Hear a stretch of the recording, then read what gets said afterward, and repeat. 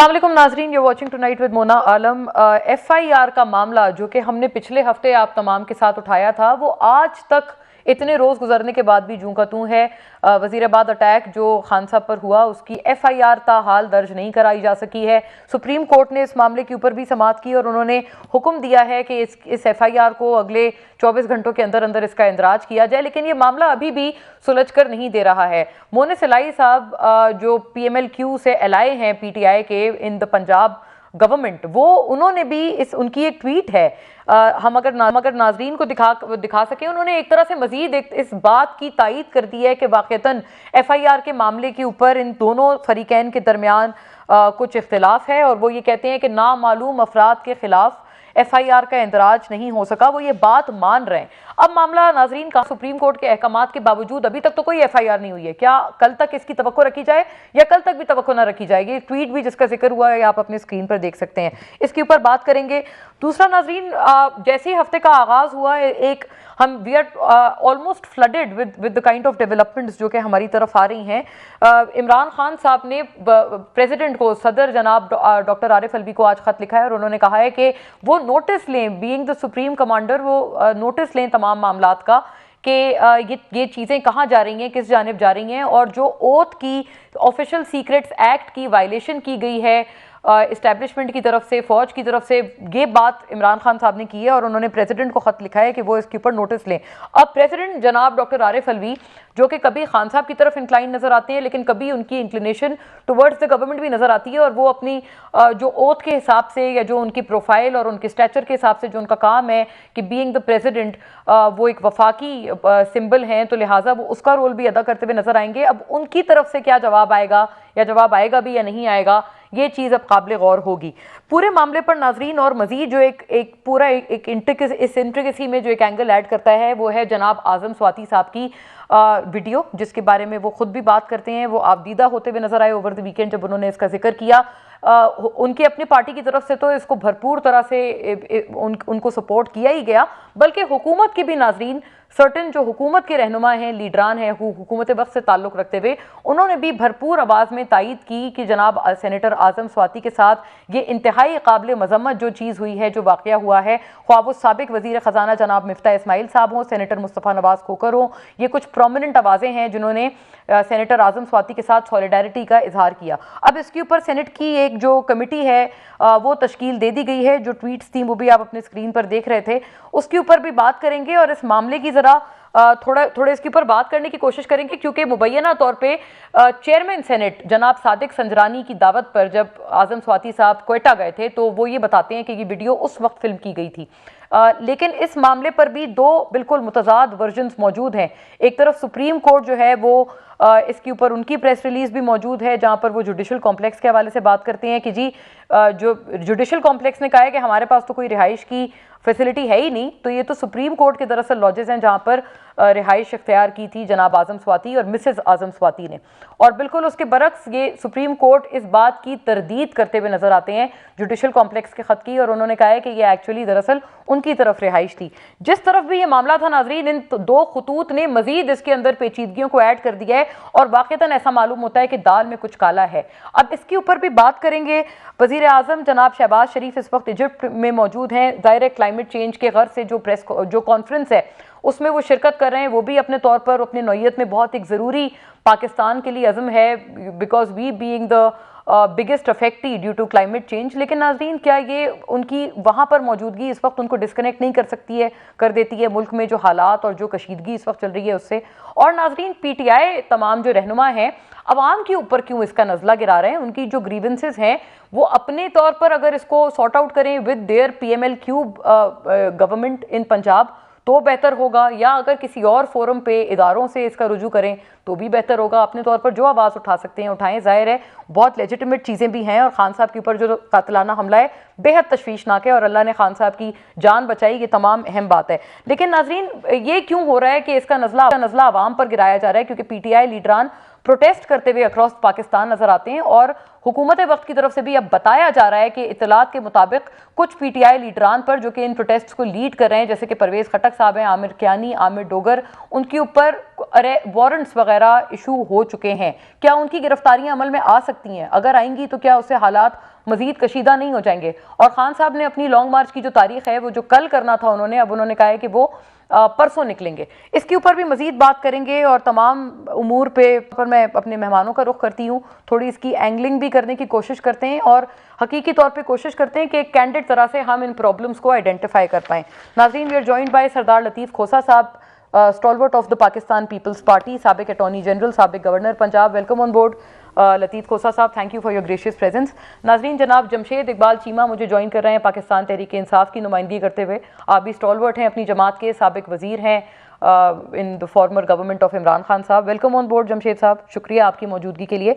और नाजरीन, जनाब अजहर सिद्दीक साहब ने अपने तज्जिए तबसरे और ख़ास तौर पर अपनी कानूनी एक्सपर्टीज़ के साथ हमें ज्वाइन किया है तमाम मामले पर। वेलकम ऑन बोर्ड अजहर साहब, शुक्रिया आपकी भी मौजूदगी और वक्त के लिए। बात का आगाज़ लतीफ़ खोसा साहब आपसे करना चाहूँगी, ये किस तरफ मामला जा रहा है सर? पीपल्स पार्टी तो बड़ा वोकल होते हुए सेनेटर आजम स्वाति के साथ सॉलिडारिटी का इजहार भी कर रहे हैं, लेकिन ये एक बहुत बड़ा मैटर ऑफ कंसर्न है जो कि आपकी मखलूत हुकूमत के अंडर और आपकी सुपरविजन में इस वक्त इस मुल्क में हो क्या रहा है?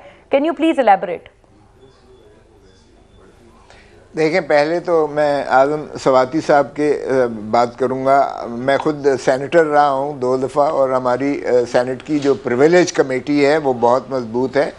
मुझे भी एप्रीहेंड किया गया था जब मैं मोहतरम आसिफ अली जरदारी साहब को रिसीव करने गया था, तो उठा के मुझे भी जो है उन्होंने पुलिस वैन में डाल के और थाने में मुक़य्यद कर दिया था और मैंने आके प्रिविलेज मोशन मूव की थी। और मैंने इतना पावरफुल, हम ऑपोजिशन में थे लेकिन हमने इतना पावरफुल इदारा है कि हमने वो पुलिस वाले DIG SSP सारों के ख़िलाफ़ हमने पर्चे करवाए, उनकी तरक्कियां रुकवाईं और उनके ख़िलाफ़ जो है बाकायदा एक एक्शन हुआ था। और अब मैं समझता हूँ जो सादिक संजरानी साहब ने जो ख़ुद ही एक प्रिविलेज कमेटी को रेफ़र किया है, और आप देखें कि अक्रॉस द बोर्ड जो सेनेटर्स हैं वो अपना इस मामले में वो बैक ज़बान होकर वो इसकी बहुत मेरे ख्याल में सख्ती से इसका एक्शन, इसका नोटिस भी लेंगे और एक्शन भी लेंगे।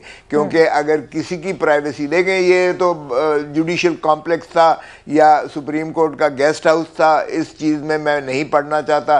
अब दोनों इदारे जो हैं अपने आप को सेग्रीगेट कर रहे हैं, उससे जो है अपने आप को बीच में से निकाल रहे हैं।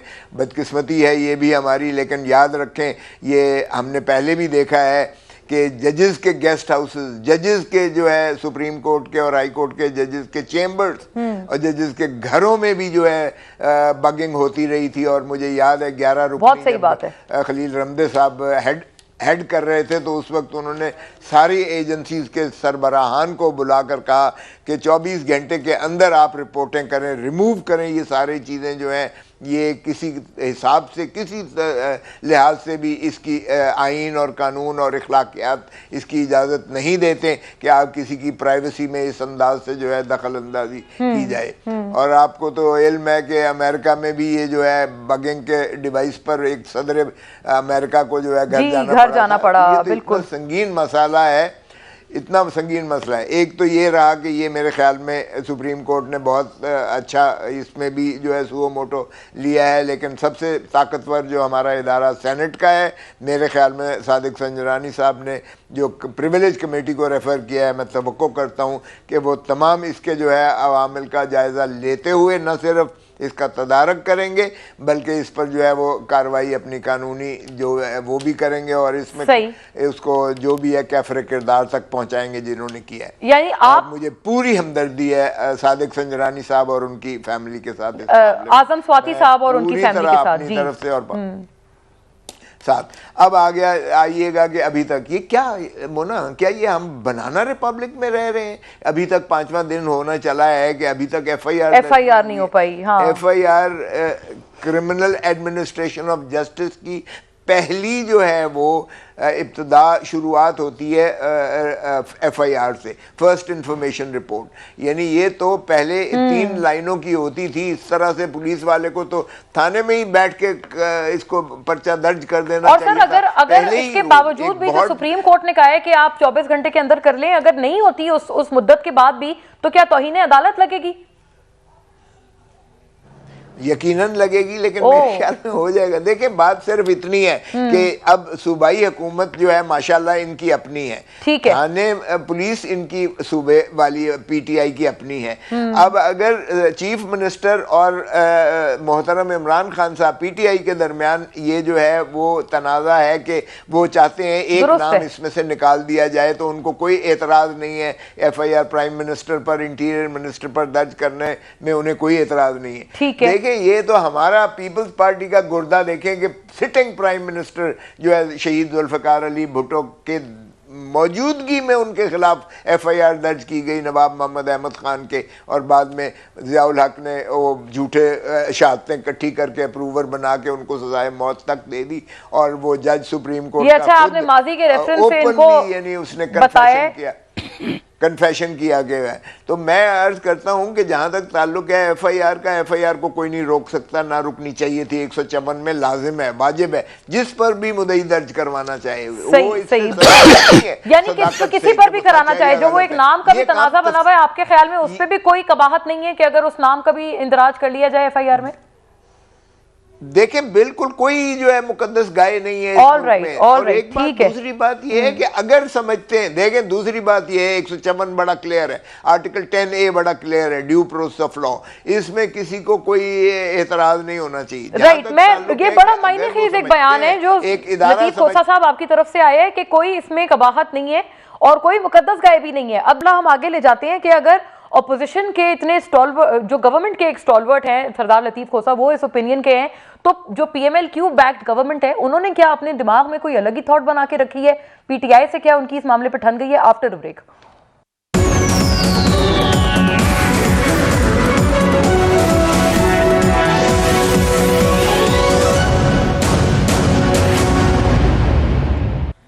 जी वेलकम बैक नाजरीन। जमशेद चीमा साहब, आप जरा फरमाइएगा कि ये आपका जो गिला है वो दरअसल आपकी ही पंजाब हुकूमत के खिलाफ है ना, जो आपकी बैक्ड पंजाब हुकूमत है। शाह महमूद कुरैशी साहब बड़े बरहम नजर आए कल, अगर हम सुन लें वो उन्होंने क्या कहा, आपका भी क्या गुस्सा उसी तरह का है पीटीआई बैक्ड पीएमएलक्यू की गवर्नमेंट पे? सुनिएगा। आईजी पंजाब, अगर तुझ में इतनी हिम्मत नहीं है कि एक मुतल की एफआईआर अपने डीपीओ और एसएचओ से दर्ज करवा सके, तो लानत है तेरी वर्दी पर। छोड़ दो, चले जाओ, अस्तीफा दे दो, घर चले जाओ, लेकिन इंसाफ के हसूल के लिए एफआईआर। जी चीमा साहब, आईजी तो जाहिर है डायरेक्टिव्स तो चीफ मिनिस्टर से ही ले रहा है ना, तो अगर चीफ मिनिस्टर पंजाब कहें कि आप एफआईआर दर्ज करें और जैसी मर्जी वो कहें, तो आईजी की तो कोई फिर जरूरत नहीं ना, वो इनकार करे चीफ मिनिस्टर को। देखें ये मामला सिविल सुप्रीमेसी का है, ये बात तो सच है, मगर बात है रसवाई की। पाकिस्तान में इतनी ज़्यादा एंट्रेंच्ड है एस्टेब्लिशमेंट कि लोग चीफ मिनिस्टर को, प्राइम मिनिस्टर को और अपने बॉसेस को, यानी आईजी को भी, उसका डीपीओ या उसका डीएसपी या उसका एसएचओ वो बाईपास कर सकता है, लेकिन कुछ लोगों के फ़ोन को आप कह लें नहीं कर सकता वो इग्नोर। वजह वो उठा के ले जाते हैं, तशद्दुद करते हैं, उनकी एफआईआर ख़राब कर, क्या नाम है उनकी जो सालाना रिपोर्टें हैं वो ख़राब करते हैं, सजाएँ दिलवाते हैं वगैरह वगैरह। मैं समझता हूँ बड़ा बदकिस्मत मुल्क है, बड़ा बदकिस्मत मुल्क है। और उसकी खुशकिस्मती अब शुरू हुई कि लोगों की अकल मारी गई। At the helm of affair जो लोग बैठे हुए हैं अदारे में, टॉप 4-5 लोग जो हैं उनकी अकल मारी गई है, इंटेलेक्चुअल क्राइसिस आ गया है। वो इस हद तक बेवकूफ़ियाँ कर रहे हैं कि सारा कुछ एक्सपोज हो गया। ये इस मुल्क के लिए मैं समझता हूँ शर्म में से हैर बरामद हो सकती है कि वो नंगा कर रहे हैं, वो सजाएं दे रहे हैं, वो वीडियो बना रहे हैं, वो रजीम चेंज करते हैं, वो पैसे देते हैं, वो आके प्रेस कॉन्फ्रेंस करते हैं, वो आके वज़ीर-ए-आज़म को मिलाइन करने की कोशिश करते हैं, वो आके अपनी सफाइयाँ देते हैं। सो उससे ये जो कुछ था, ये पर्दे के पीछे रह के जो हुकूमत करते थे, वर्दी पहन के हुकूमत करते थे, जो लोग इलेक्शन लड़े बगैर हुकूमत करना चाहते थे, ये करते थे, उन लोगों को सामने आना पड़ा। आज ये लोग चाहते ये हैं कि 22 करोड़ 75 लाख लोग इररेलेवेंट हों, इज्तिमाई दानिश इररेलेवेंट हो, और ये 2-4 लोग बैठे हुए जो आप कह लें कि जो जिनमें अकल नाम की चीज़ नहीं है, वो बैठ के फैसले करें इस मुल्क के फैसले वो करे जिनमें अकल नाम की चीज़ नहीं है, जिन्होंने टेरिटरी फतह करने का काम है। जो टेरिटरी फतह करते हैं, जिन्होंने कभी ह्यूमन बीइंग को डील ही नहीं किया। ह्यूमन बीइंग डील होते हैं अकल से, दलील से, उनके साथ विजडम से, उनके साथ आप हमदर्दी करें, उनके मसाइल हल करें। आप उनको डंडा दिखाते हैं, आप अपने मसल पे हाथ फेरते हैं कि मैं ताकतवर हूँ, मैं बड़ा मजबूत हूँ, हम में ये ताकत है, हम तो बंदा चीमा उठा साहब सकते हैं, हम ये नंगा भी कर बताएं सकते हैं, वीडियो कि बना सकते आपके हैं। चीफ मिनिस्टर उनको आंखें क्यों नहीं दिखा रहे और वो क्यों इसके ऊपर जुर्रत का मुजाहिरा नहीं कर रहे? मतलब आप कह रहे हैं कि उनकी तरफ से आपको कोई शिकायत नहीं, कोई एतराज नहीं, अगर उन्होंने सर तस्लीम खम कर दिया तो कोई बात नहीं, उनकी मजबूरी है।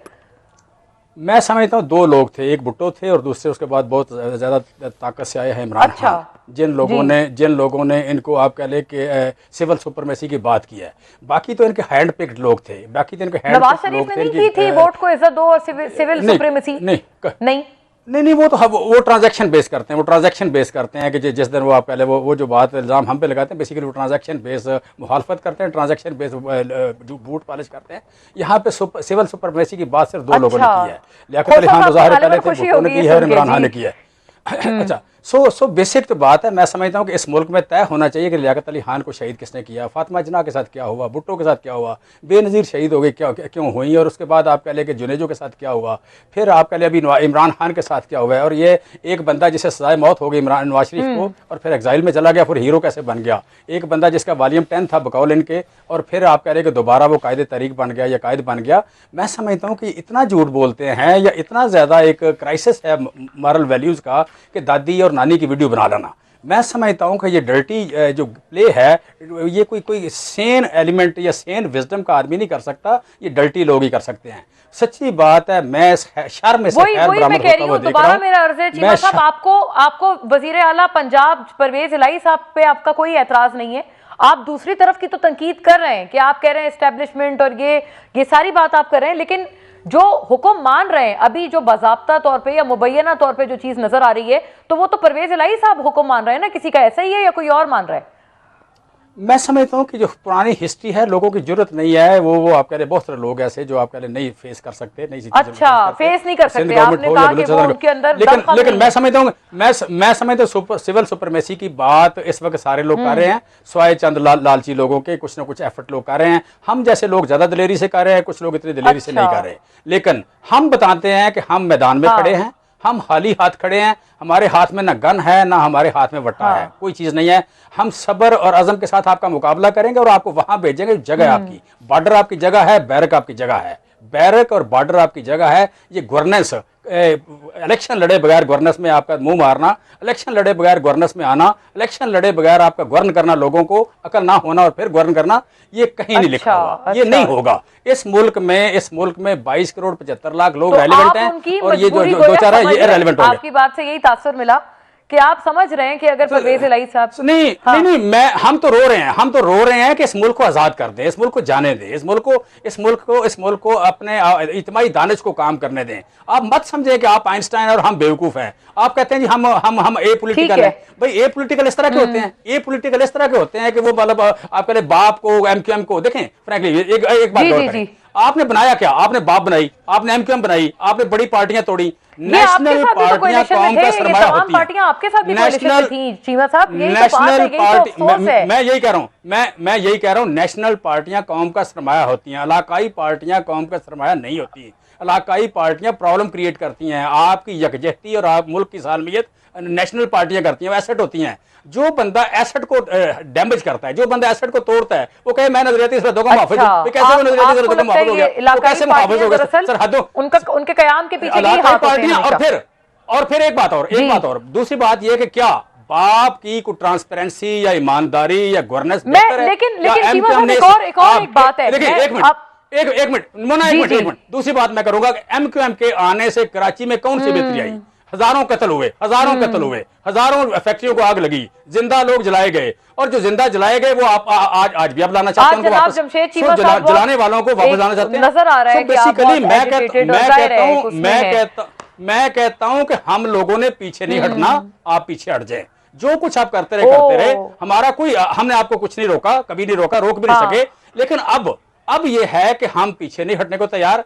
आप आइन में कोई तब्दीली कर लें, अपना रोल बढ़ा लें, मैं कोई इतराज नहीं है। ठीक हो गया। लेकिन रहें आइन के वो अंदर। तो अगर होगा इस तो मुल्क फिर में आपकी हम उसी मर्जी की से ही इज्जत होगा ना, करेंगे, क्योंकि पार्लियामेंट का तो आप लोग हम इस हिस्सा मुल्क हैं। में उसकी इज्जत करेंगे जो आइन के अंदर ठीक रहेगा। है। वो वजीर आजम हो, मैं इमरान ये खान बात हो, जरा आगे ले जाऊं, इसके ऊपर बड़ा जरूरी है चीफ खोसा साहब जस्टिस का हो, भी एक वो रिएक्शन चीफ आ ऑफ द जाए। आर्मी स्टाफ हो, जो कोई भी आइन की कदर करेगा हम उसे मानते हैं, उसके अलावा दूसरे बंदे मैं को नहीं लौटती हूं, मानते। मैं इस तरफ उसने- लौटती हूं। चीमा साहब, आप खासा एक गुस्से में और नजर आ रहा है वाकईतन आप इस वक्त एजिटेटेड हैं। और खोसा साहब आपने सुना है, आई होप चीमा साहब ने कहा कि सिवाय भुट्टो और इमरान खान साहब, दो लोगों के अलावा किसी ने भी सिविलियन सुप्रीमेसी की बात नहीं की।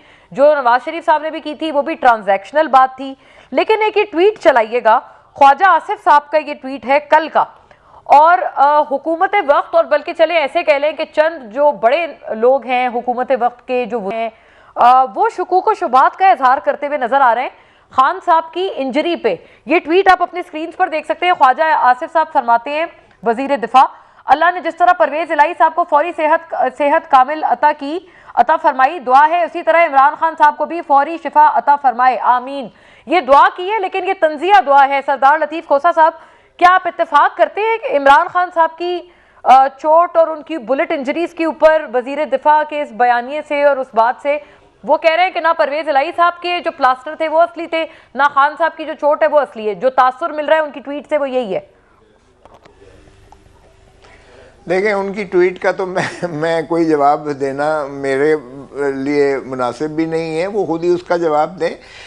लेकिन ये तो एक ऐसा बड़ा सानिया, एक ऐसा बड़ा हादसा, एक ऐसा बुज़दिलाना मैं समझता हूँ फेल है। और जो कातलाना हमला मोहतरम इमरान खान साहब पर किया गया है, उसमें एक शख्स जो है वो शहीद भी हुआ है, 13 बंदे ज़ख्मी हैं, और ख़ान साहब को जो गोलियां लगी हैं उसके एक्सरेज भी हमारे सामने आए हैं। उनकी टिबिया बोन का फ्रैक्चर भी हुआ है, चिप फ्रैक्चर ही सही, लेकिन उनकी जो है ये फीमरल आर्टरी के करीब से गुजरी हैं, और अंदर जो मेटालिक पीसेस भी जो एक्सरेज में आए हैं, और उससे ये अगर ज़रा सा भी फीमरल आर्टरी को ये रप्चर करती ये गोली जो है, ये बुलेट जो है, तो 15 मिनट के अंदर उनकी जो है अल्लाह ना करे, खुदा ना करे, मौत वाक़ई हो सकती थी। तो इतना बड़ा ये फसाद इस मुल्क के अंदर बचता अगर खुदा ना खास्ता कुछ हो जाता।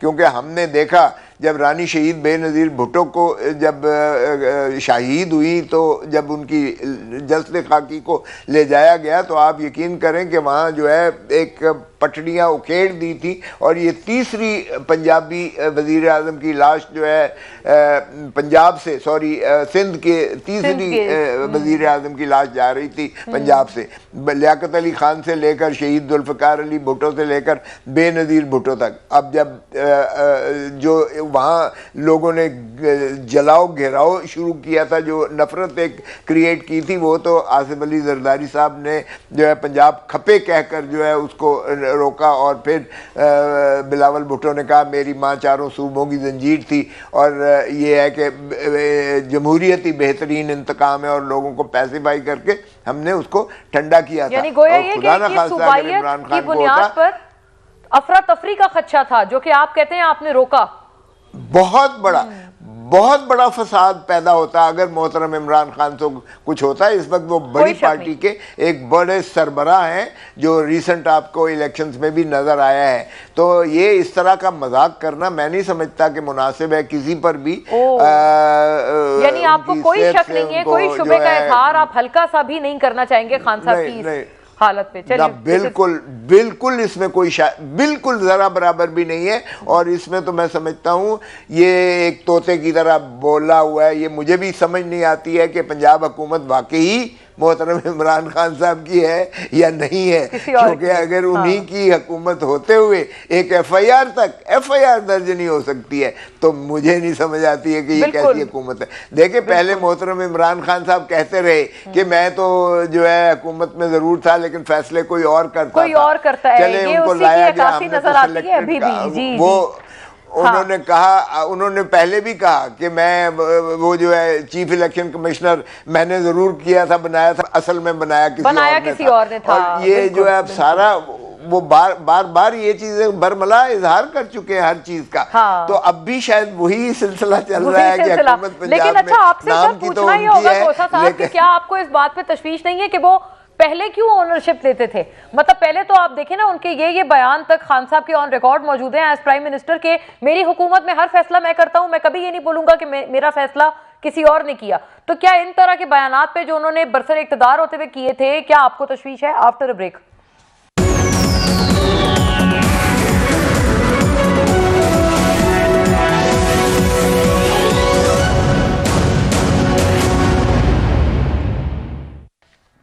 जी वेलकम बैक नाजरीन। अहमद पंसोता साहब अब हमारे साथ मौजूद हैं for legal opinion on the matter.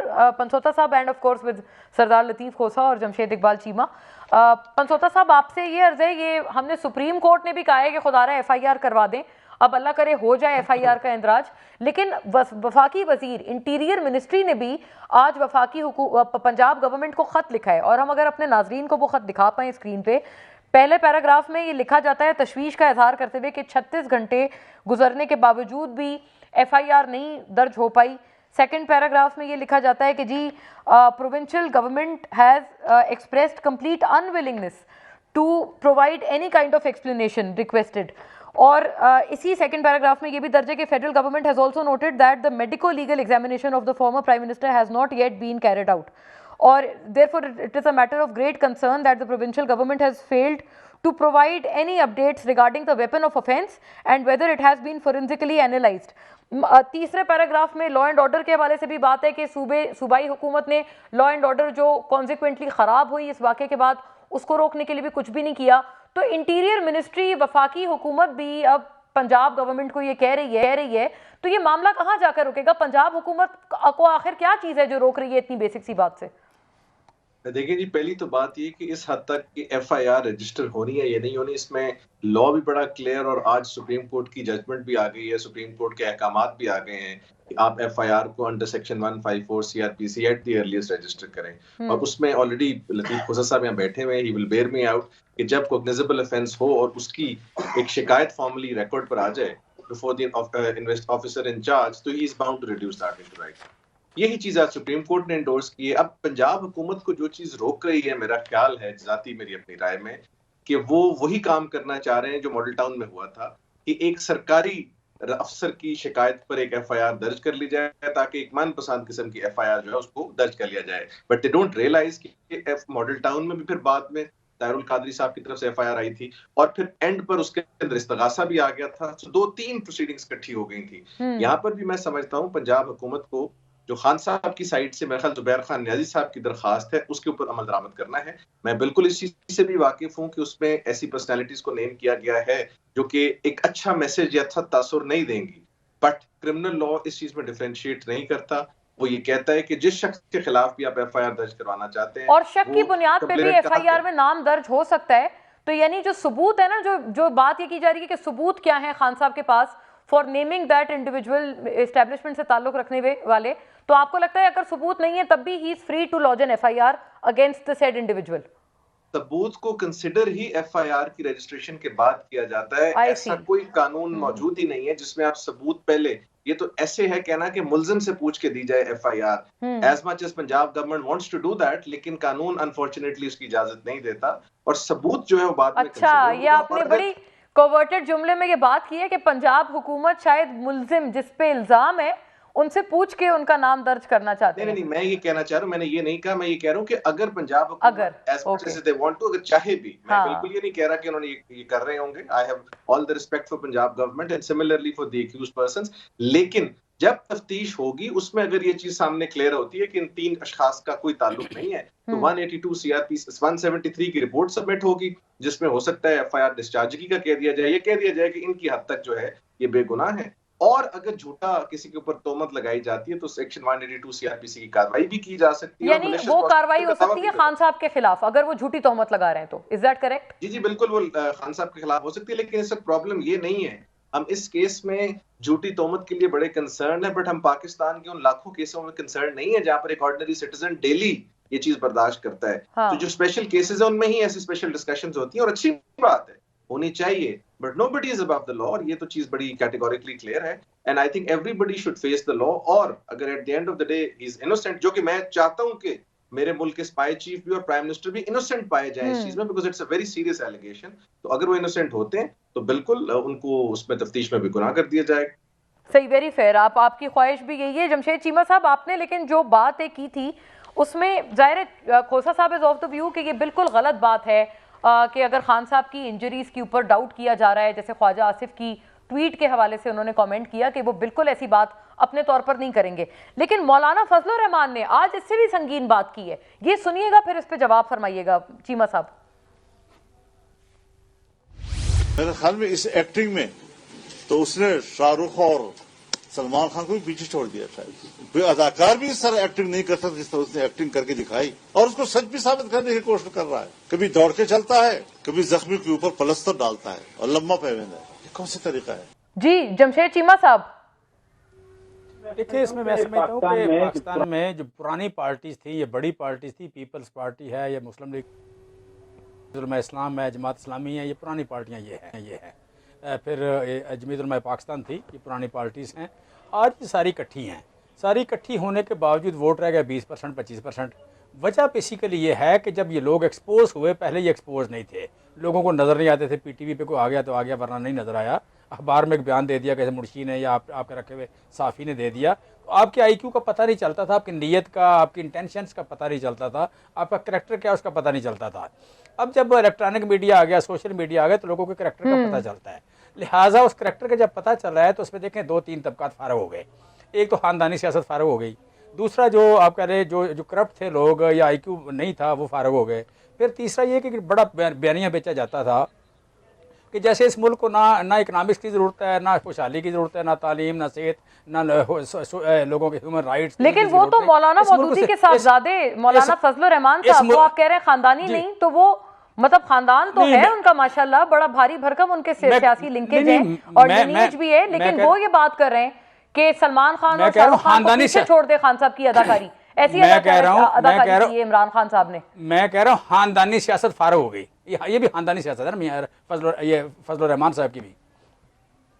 Cut गया, फोन कट गया। अच्छा, ओके, आप कह रहे हैं खानदानी सियासतदान होने के बावजूद भी उन्होंने ये बात की। मेरे पास वक्त नहीं था, मुझे वाइंड अप करना पड़ेगा। Thank you to all the gentleman. आपके तमाम देखने का नाजरीन बहुत शुक्रिया। अपना ख्याल रखिएगा। अल्लाह हाफिज़।